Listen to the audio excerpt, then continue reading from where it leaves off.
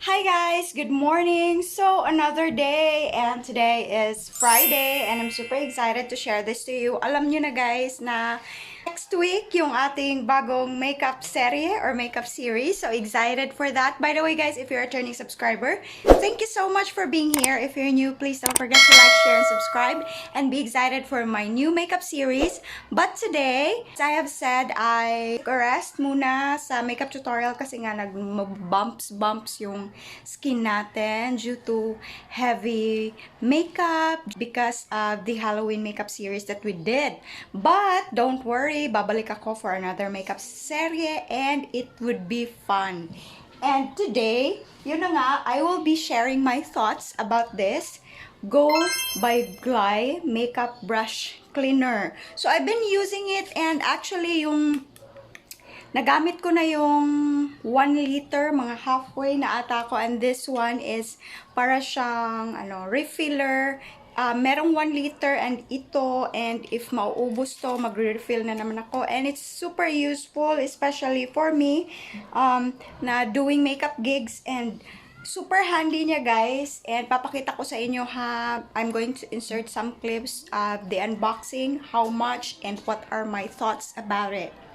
So, the name of the products is Go by Bly. Yung brand pala, Go by Bly Makeup Brush Cleaner. And it cost me yung 1 liter plus merong free na bottle na re-refill nyo. Dinadala ko sa gig, 100 ml. It cost 350 pesos. Ang dami na niya guys. And I'm super blessed kasi nakakapag-spot clean ako ng mga brushes. Especially, marami yung mini-makeupan ko. After that, sinaspot clean ko siya and then nilalagay ko sa UV sanitizer na bag yung mga brushes and then ready to go na naman. And as you can see, nakikita nyo naman sa video na to na talagang nakaka-clean siya ng brushes and I highly recommend this. It's a good buy for me actually. I highly recommend this to all makeup artists and makeup enthusiasts, especially hindi naman pwedeng labhan ng labhan yung mga makeup brushes, no? Kasi nalalagas yung mga hibla. So, I suggest na magsa-spot clean kayo. If ever for me, I'm doing makeup look. So, if ever mag-change ako ng color and then I'm separating all my brushes for my clients and for myself. So, if I'm doing makeup tutorials, iba yung set ng mga brushes na ginagamit ko. And iba din yung mga set ng brush na ginagamit for clients. And after ng makeup gig, yung mga makeup brushes ko. After talaga ng makeup gig, pinaspot clean ko sila.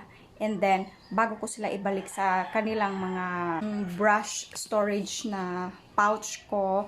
And, if ever naman na pag-uwi ko, if ever hindi ako makapag-linis agad, on the spot, pag-uwi ko talaga by nighttime or morning, talagang clean ko talaga siya, na thorough na yung winawash ko na talaga siya. And for my personal use, sa mga makeup tutorial, diba, nag-change ako in one day. Sometimes, I film 2 videos, and especially sa eyeshadow brushes. This spot clean ko siya if ever mag-change ako ng eyeshadow. So, yun ang ginagamit ko. And then, super sulit naman talaga siya. Nakakapag-clean talaga siya ng brushes. And I highly recommend it. Wala lang, sinishare ko lang sa inyo. Kasi if ever gusto nyo lang mag-avail, ilalagay ko yung pangalan nila at link nila sa bio. And support na rin sa mga makeup artists out there and makeup enthusiasts. So, this is very useful for you. Ang scent niya para siyang alcohol. Pero hindi naman siya super na matapang. Madali siyang mag-dry. Para siyang 90% alcohol. Lagay ko na lang dito yung mga description niya kasi nandun sa I'm using my phone right now. Nandun sa description niya sa Shopee. So, check Go by Bly guys. And thank you so much for watching. Pasensya na sa mukha ako. Wala akong makeup today kasi nga magpapahinga tayo. And excited for Monday for our another makeup series. So excited, mga ethereal looks. Ganun. So bye-bye for now. See you soon. And don't forget to like, share, and subscribe. God bless.